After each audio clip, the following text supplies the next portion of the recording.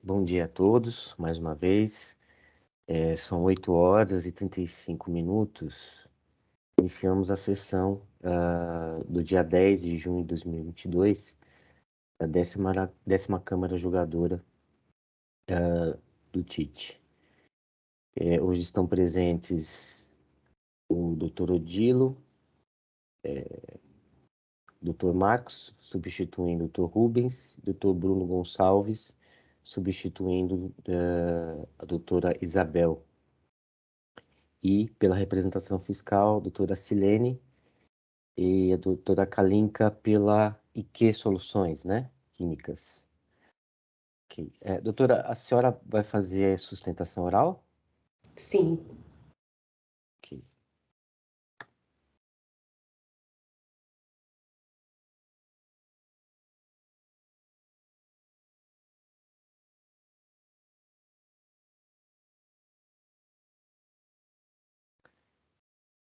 Bom, iniciamos então pela ordem, primeiro com pedido de sustentação oral.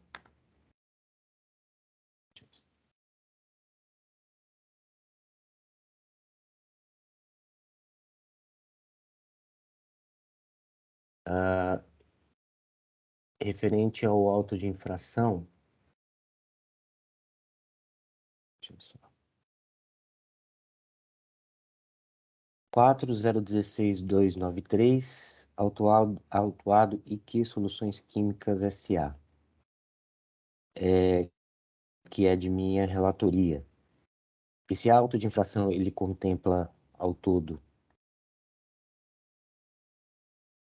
11 itens, sendo o primeiro item, que é o não pagamento de ICMS, referente à saída de mercadorias a título de amostra grátis. Benefício fiscal concedido pela linha B, item 2 do parágrafo único do artigo 3º, considera operações isentas a saída de amostras grátis, porém limita a quantidade de mercadorias conforme determinado na linha B do item 2 do parágrafo único do artigo 3º do anexo 1 do regulamento. E essa limitação é em até 20% do conteúdo ou número de unidades da menor embalagem de apresentação comercial do mesmo produto. No caso, foi constatada a saída de mercadorias constando como se fosse amostra grátis em quantidades muito superiores ao limite permitido pela legislação tributária, tratando-se, portanto, de operações tributadas consideradas pelo autuado como não tributadas. O item 2 também refere-se ao mesmo contexto da infração anterior. E o item 3 é relativo ao não pagamento do ICMS com erro na aplicação da alíquota, pois foi aplicada a alíquota de 18% por tratar-se de solventes, assim considerados todo e qualquer hidrocarboneto líquido derivado de frações resultantes do processamento de petróleo. O item 4, o item 4 também trata da mesma infração do item 3. O item 5 é o não pagamento de ICMS por emissão de notas fiscais de saídas de metanol para outras unidades da Federação referentes a operações tributadas como não tributadas. O item 6 também é idêntica à infração ao item 5. O item 7 é o não pagamento de ICMS por conta da constatação de diferença apurada através de análise de documentos fiscais relativos a serviços de industrialização por terceiros, em operações com empresas do Estado de São Paulo, onde se apurou o recebimento de mercadorias das entradas de retorno de mercadorias enviadas para industrialização, os quais foram superiores às saídas de mercadorias enviadas para industrialização por terceiros. O levantamento foi realizado com fundamento no artigo 509 do RICNES. O item 8 é o acreditamento indevido de ICMS referentes à entrada de mercadorias adquiridas de outras unidades da Federação, cujas mercadorias são sujeitas à substituição tributária, com imposto devido nas operações de entrada de mercadoria sujeita ao regime de substituição tributária, na qual é responsável pelo recolhimento do imposto devido por substituição tributária. O item 9 também é a mesma infração do item 8. O item 10 é acreditamento indevido de ICM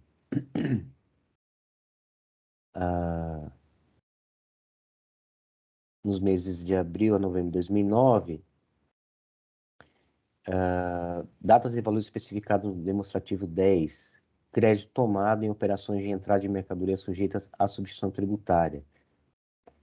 O item 11 é o acreditamento indevido dentro do mesmo contexto da infração do item 10. Esse é o breve relatório. Doutora, tem a palavra. Bom dia novamente, doutor Rogério, doutor Odilo, doutor Marcos, doutor Bruno e doutora Silene, também que muitas vezes tive a oportunidade de dividir a mesa no TIT e participar de importantes discussões. É um prazer estar com vocês. Eu vou tentar ser breve, porque eu acredito que o nosso pedido de retificação esteja bastante objetivo e claro, tá? E esse pedido de retificação, ele não é com relação a todos os itens e a todo o acórdão, que, aliás, foi um acórdão brilhante, né, proferido pela doutora Daniela. O erro de fato que a gente aponta é muito pontual, é com relação aos itens 1 e 2, que são referentes à amostra grátis, item 7, que são as remessas e retornos para a industrialização, e itens 8 a 11, que são relativos à acusação de crédito indevido de ICMS, por considerar a autoridade fiscal que a empresa seria meramente uma comercial atacadista, e então não pudesse configurar na condição de responsável, tá? Já começo logo por esse item, tá?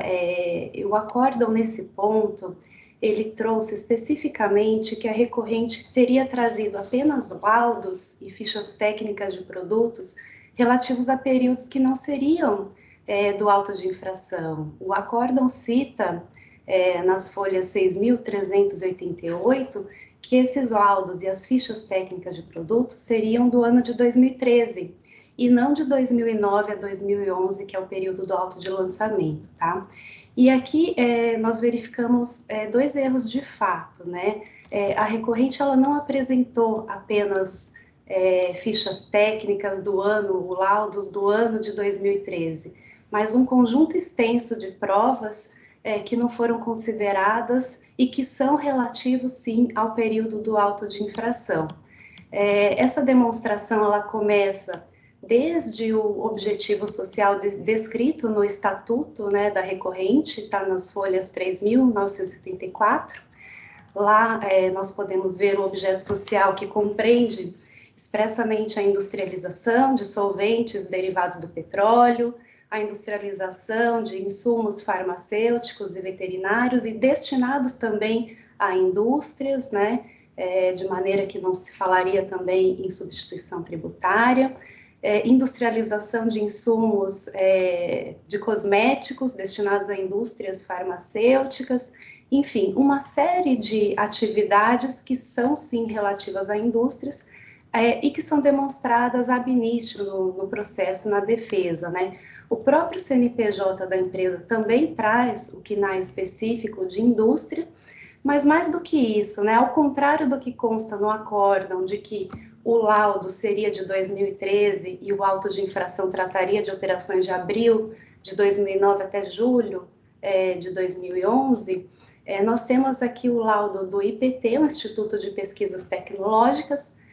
lá nas folhas 5.356, ele cita expressamente o período analisado, que é o período do auto de infração, 2009 a 2011, repete isso nas folhas 5.378, nós colocamos inclusive um print, aí as folhas do pedido de retificação,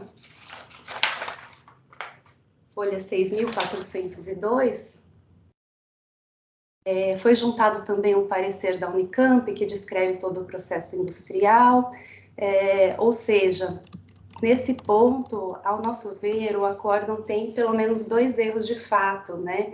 E o primeiro é a afirmação de que a recorrente teria apresentado apenas provas fora do período do auto de infração, o que não é verdade, né? Nós já demonstramos no pedido de retificação a existência de provas relativas específicas às operações autuadas, e o segundo erro é de que ela não teria apresentado também os indícios da atividade industrial nesses mesmos períodos. Então, assim, há uma série de documentos que não foram considerados nos autos, mas também há documentos em que o acórdão cita com erro que seria relativo a 2013, simplesmente pela data da emissão do laudo técnico. Então, esse ponto nós pedimos que seja retificado, né?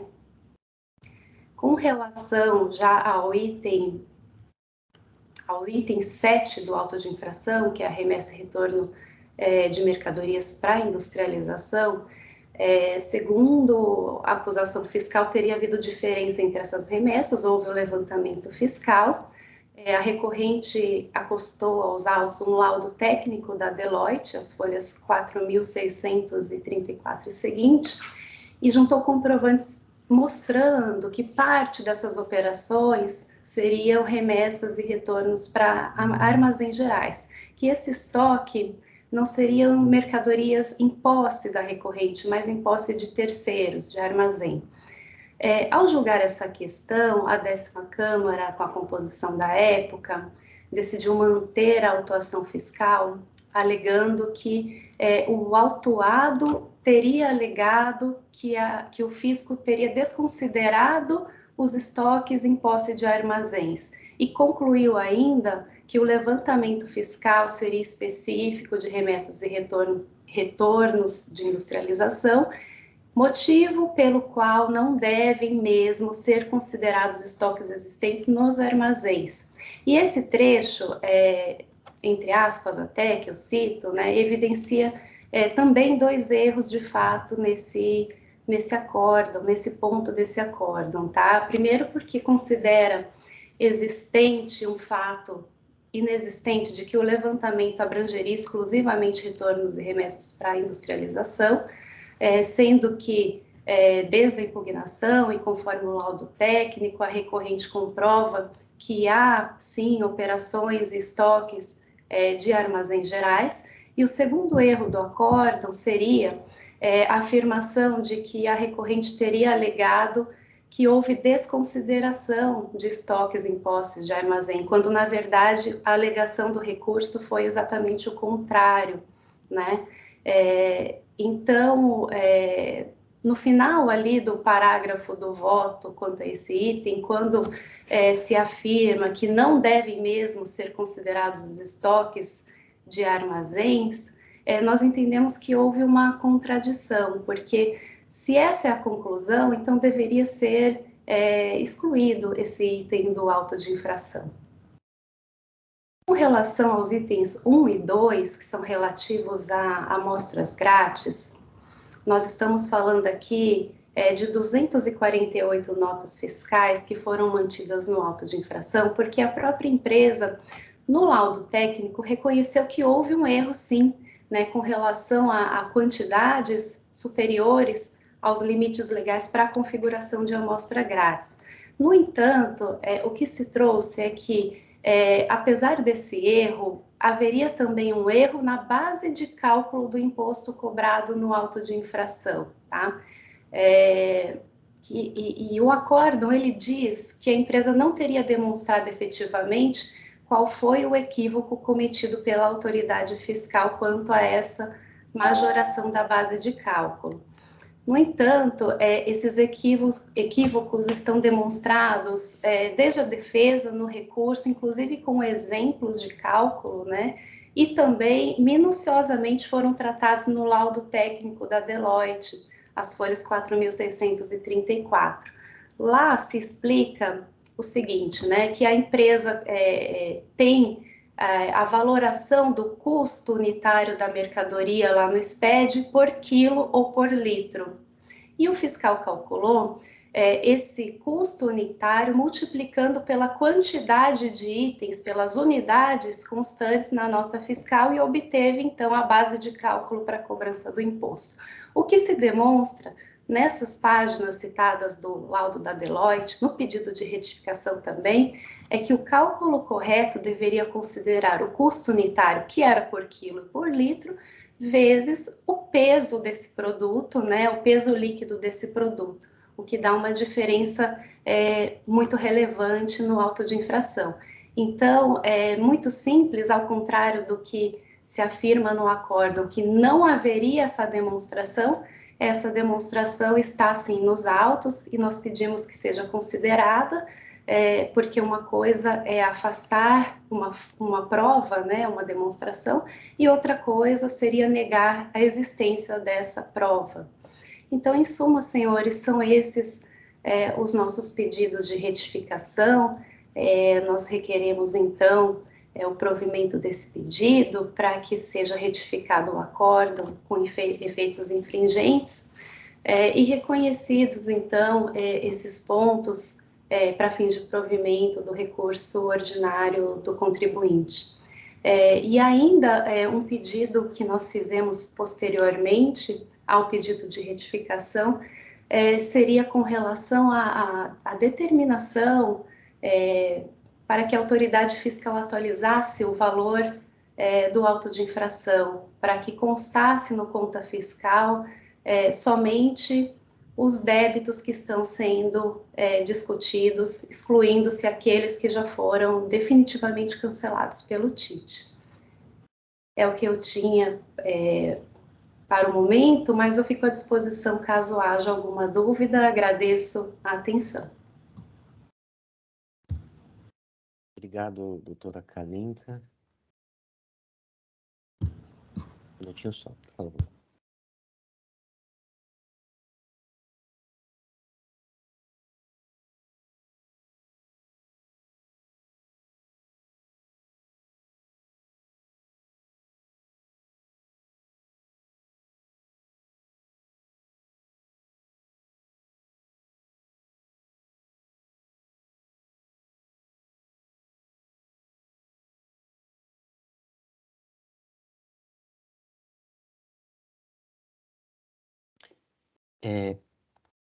Se me permite, doutores, eu vou diretamente ao voto.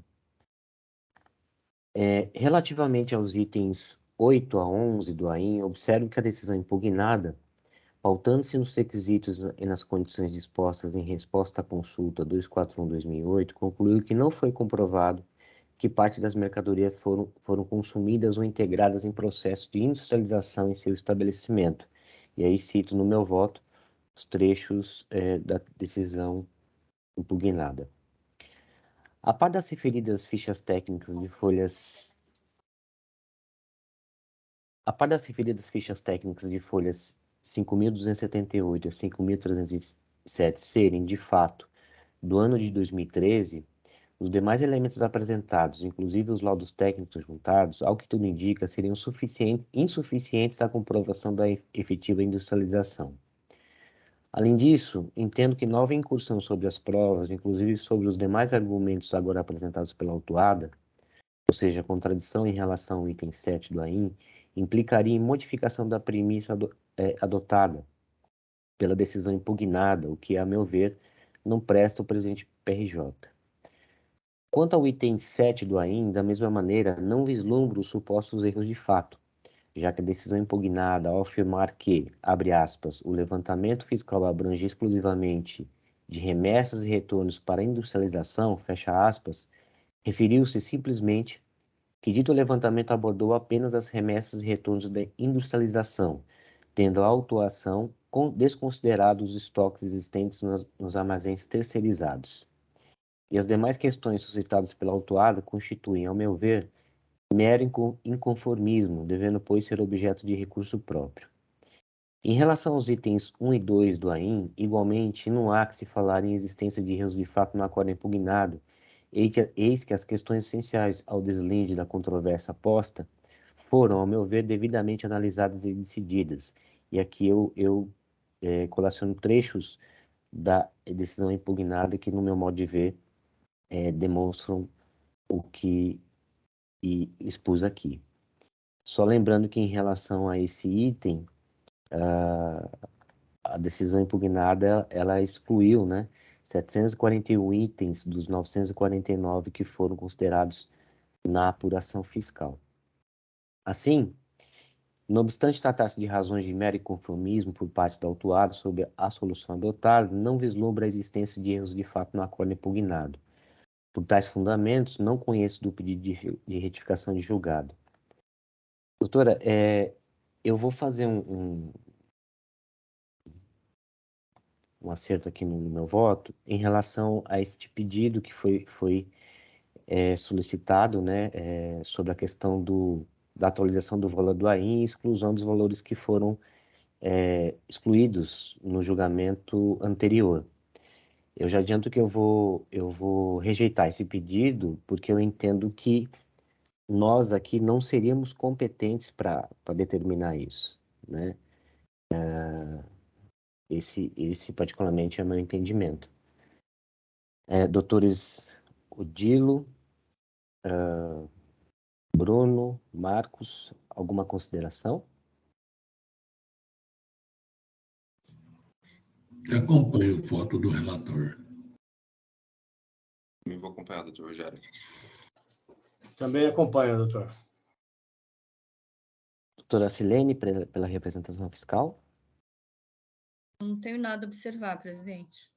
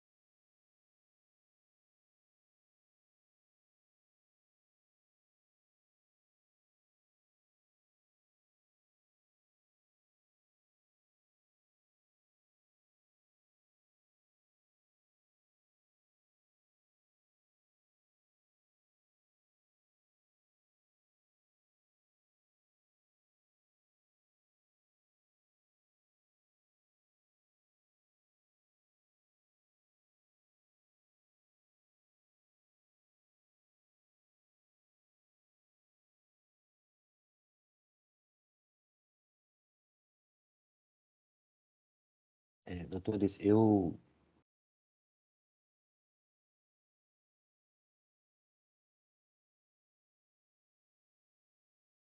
já fiz a inserção, né, sobre o pedido que foi feito em relação à exclusão dos débitos que foram cancelados pela decisão anterior.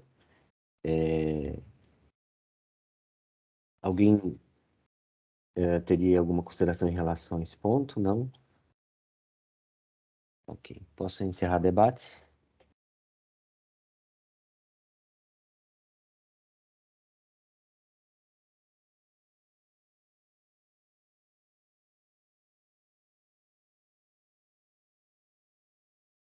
Verificando o quórum.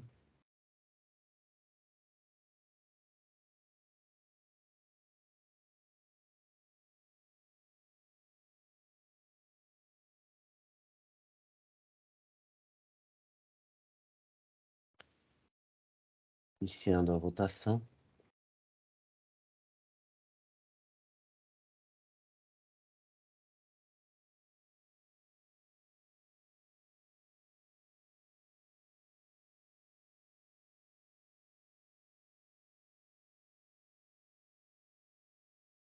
Encerrada a votação, o pedido de retificação de julgado foi não conhecido por unanimidade. Doutora, obrigado pela participação, pela sustentação oral. Bom dia, bom final de semana. Eu que agradeço, desejo um bom dia de trabalho para os senhores. Até mais, peço licença para me retirar da sessão. Pois não.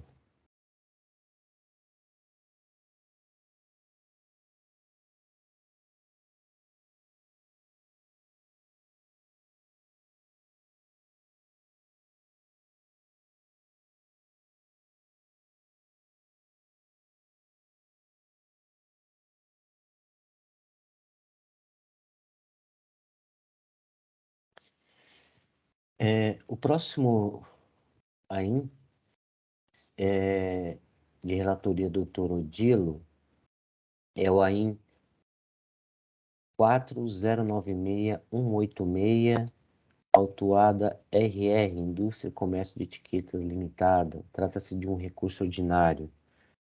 Doutor, não temos inscritos para sustentação oral. Doutor Odilo, você poderia fazer um breve resumo da autuação e do voto?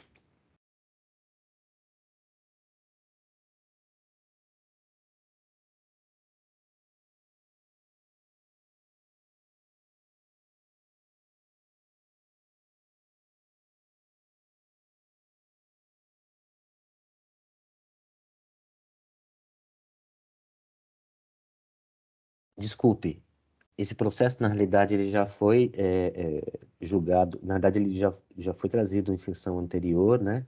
Mas saiu a pedido de vista da doutora Silene, não é isso? Desculpe, eu acabei me confundindo aqui.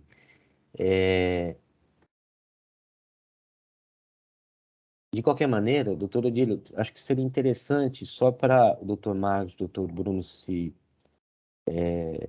enfim, se situarem em relação a esse caso, de forma bem breve, se o doutor poderia só fazer um breve resumo da autuação e do seu voto anterior, e aí, posteriormente, em seguida, a doutora Silene já faz as considerações, um resumo das suas considerações em relação ao pedido de vista.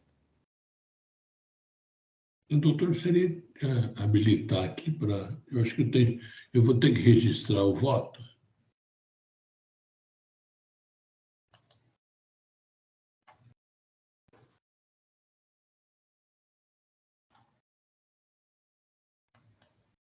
O voto eu acho que já está registrado, né, doutor Dilo?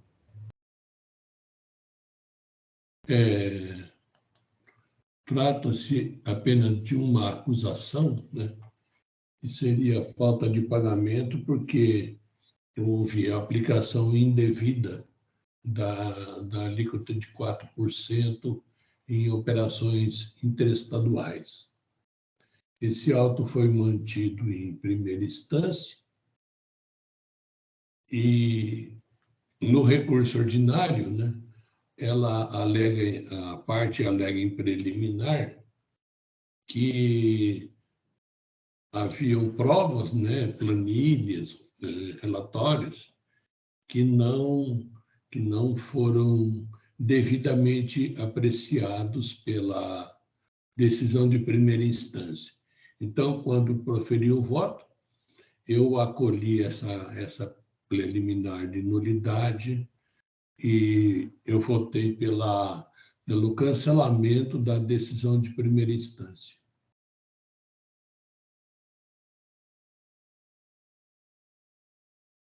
Obrigado, doutor Odilo. Doutora Silene, poderia expor de forma breve Tá. as considerações. Eu vou abrir aqui o meu. Eu vou confirmar o parecer primeiro, tá, presidente? De forma resumida, é o seguinte, eu estou só voltando aqui um pouco, a acusação é de falta de pagamento do imposto, né, porque o contribuinte usou a alíquota de 4% em operações interestaduais com mercadoria nacional, sendo que ela é aplicável apenas a mercadorias importadas do exterior nos termos da resolução aqui do Senado Federal, 13 de 2012. O Fisco identificou que as operações envolvem mercadoria nacional, porque o CST, Código de Situação Tributária, e informado também na EFD, é 000. São operações interestaduais com mercadoria nacional tributada integralmente. Eu transcrevo os artigos do RICMES, que cuidam disso, e o contribuinte na defesa, ele fala que as operações atenderiam, sim, aos requisitos da aplicação da alíquota de 4%. Por quê? Teria havido operações de saída de mercadorias importadas não submetidas a processo de industrialização, e 2, quando elas foram submetidas a processo de industrialização, o conteúdo de importação seria superior a 40%. Então, o contribuinte reconheceu que as mercadorias, ao contrário do que indicou nas notas e na escrituração digital, não eram de origem nacional. A decisão de primeira instância entendeu que as provas conduzem à conclusão do acerto do trabalho fiscal, já que os documentos e os registros nos livros são de responsabilidade exclusiva do contribuinte e indicam que as mercadorias são de origem nacional. Por outro lado, o juiz relator entende que a primeira instância deve analisar as planilhas trazidas nas folhas 213 e 203/213, porque elas indicariam que as mercadorias eram importadas ou que tinham conteúdo de importação superior a 40% depois de submetidas à industrialização, de modo que seria aplicável a alíquota de 4%. Então, com vistas a subsidiar a decisão da Colém da Câmara, fazemos as considerações a seguir. A alíquota de 4% para as mercadorias importadas do exterior em operações interestaduais está disciplinada pelos incisos 2º e 3º, aqui do artigo 52 do RICMES, que eu transcrevi. Então, dos dispositivos acima, você vê-se que o contribuinte pretende a aplicação da alíquota da linha A do item 1 do parágrafo 2º do artigo 52, ao afirmar que as mercadorias do exterior não teriam sido submetidas a processo de industrialização, ou da linha B, ao afirmar que, quando submetidas à industrialização, o conteúdo de importação seria superior a 40%. Entretanto, a linha A aqui do item 2 do parágrafo 2º do artigo 52 dispõe que não se aplica a alíquota de 4% quando as mercadorias não têm um similar nacional, assim considerados em lista publicada pelo Conselho de Ministros da Câmara de Comércio Exterior, CAMEX, para fins da resolução do Senado Federal. Portanto, as planilhas aqui de folhas 207 e 8, que enumeram itens que seriam referentes a bens importados, nada provam, pois não há indicação de que se trata das mercadorias que não constam dessa lista da CAMEX. Portanto, não há que se aplicar a alíquota de 4%. Quando as mercadorias foram objeto de industrialização, então o contribuinte alegou que o conteúdo seria superior a 40%.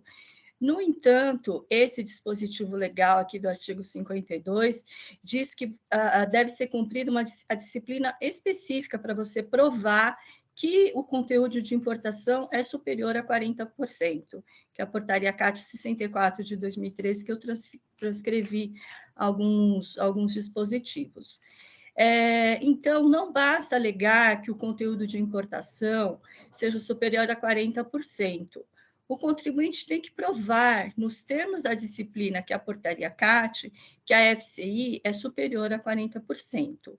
Então, tem alguns dispositivos aqui que ele fala que a FCI deve ser preenchida e entregue de forma individualizada por bem ou mercadoria produzidos. Quando preenchida a FCI, deve ser gerada a declaração em arquivo digital, com assinatura digital certificada, deve ser entregue via internet para a Secretaria da Fazenda. E nas operações com bens ou mercadorias importadas, que foram submetidas a processo de industrialização, deve ser informado o número da FCI. Portanto, entendemos que as planilhas de folhas 209 a 210 não têm o condão de provar que o conteúdo de importação é superior a 40%, porque se trata apenas de planilhas. Embora desnecessário apontar, na planilha de folha 209 não há qualquer correlação com qualquer documento fiscal. A planilha de folhas 210 enumera uma nota fiscal relativa a uma importação de matéria-prima que teria sido utilizada em produtos cujas saídas estariam indicadas em várias notas de saída, que nem são objeto desses autos. Além disso, com informações genéricas e sem demonstração de que sofreram industrialização. Por fim, da folha 211/213, há prints de telas de controle interno que não têm valor fiscal porque são de confecção unilateral. Diante do exposto, entendemos que o contribuinte não conseguiu demonstrar desacerto do trabalho fiscal, com provas hábeis a tantos desde a defesa, de forma que somos pelo não provimento do recurso ordinário, com a manutenção da acusação como posta. Este é o parecer que submetemos à Câmara Julgadora. Obrigado, doutora Silene. Eu, particularmente, nessas situações, especialmente quanto à ausência de prejuízo, e muito pela questão da convicção do relator, nessas situações em que há ausência de análise de algum documento, enfim, ou alguma argumentação relevante, eu tenho por costume, num primeiro momento, acompanhar as decisões ou os resultados no sentido de cancelamento da decisão anterior, para justamente suprir esses eventuais omissões, vamos dizer assim, né? Vale dizer, acompanhando muito, respeitando o ponto de vista do relator, até porque, no meu modo de ver, o relator ele tem, a partir da análise que ele faz dentro do processo, ele que vai formar a convicção dele. Se ele entende que é necessário suprir determinada omissão, para fim de formação da convicção, eu costumo acompanhar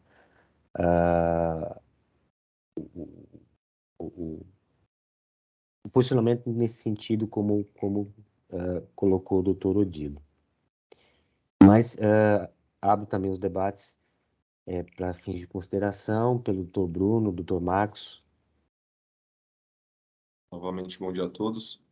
Queria parabenizar a doutora Silene. Eu acho que realmente eu analisei as provas e acho que teria total sentido dentro daquilo que ela mencionou. Em tudo concordo com o doutor Rogério e com o doutor Odilo, uma vez que não teve análise em primeira instância, aqui tem-se um vício de fundamentação, de motivação. Eu creio que também é necessário retornar para a primeira instância para a complementação de julgado. Eu também analisei tudo e eu concordo com a doutora Silene, mas ponderando o que o doutor Rogério mencionou, eu acho importante sanar essa questão, até para fundamentar mais e dar subsídio ao relator. Então, eu vou acompanhar o relator.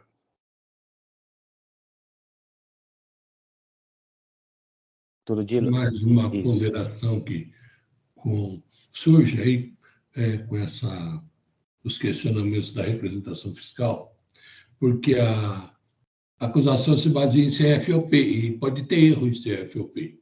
E aqui ele está dizendo, na acusação, que é mercadoria nacional, mas eu acho que já deu para a gente perceber que tem mercadoria, aqui está dizendo mercadoria nacional, mas, se não me engano, pelo que a representação fiscal levantou, existiriam mercadorias importadas também. Só que, devido a essa lista que fala do similar nacional, mesmo uma mercadoria importada, ela pode não aplicar a alíquota de 4% devido a essa lista da CAMEX. Mas a acusação aqui está dizendo mercadoria nacional, quando, na realidade, poderíamos ter também mercadoria importada, erro de CFOP. Então, no meu entendimento, essa planilha ela tem que ser analisada pelo órgão julgador. Não basta o fiscal falar, a representação fiscal falar. Eu entendo que o órgão julgador ele tem que se pronunciar sobre essa prova. Doutor Odilo, em complementação ao que o senhor mencionou, se a acusação é de mercadoria nacional e se reconhece mercadoria importada, teríamos até uma alteração de critério jurídico, né? Então, a análise pela primeira instância se faz necessária, acho que ratificando tudo o que o senhor disse. Essa questão da mercadoria ser nacional, ela está baseada no CST, que está informado na EFD. Então, a acusação foi feita com base nas provas existentes à época. Na defesa é que foi trazida essa questão da importação. Então, a acusação está perfeita. O contribuinte que está alegando que seria importada. Então, aí ele teria que provar, ou ela faz parte da lista da CAMEX, ou então ela tem um conteúdo superior. É isso. Ok, obrigado. Alguém tem mais alguma consideração a fazer? Não? Posso encerrar debates?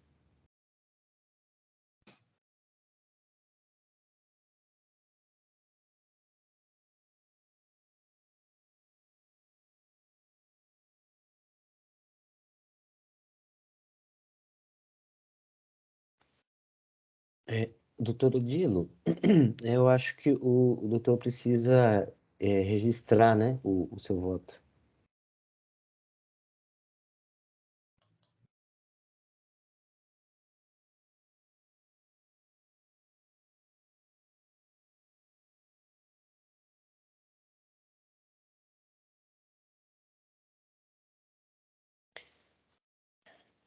Bom, debates encerrados.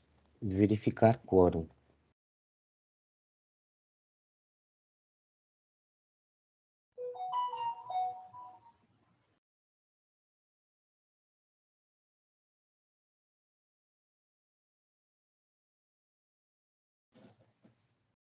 Iniciando a votação.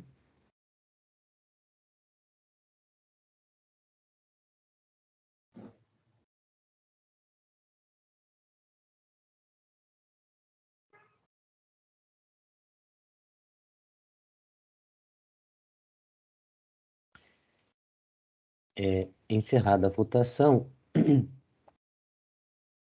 por unanimidade, a decisão foi pela anulação da decisão anterior.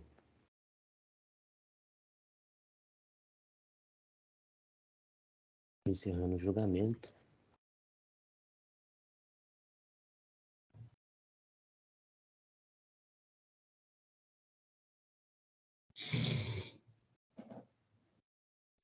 Senhores, bom, esse foi o último processo, tivemos só 2 processos hoje na pauta. Agradeço pela participação de todos e desejo um bom dia, um bom final de semana. Jailson, poderia encerrar a gravação?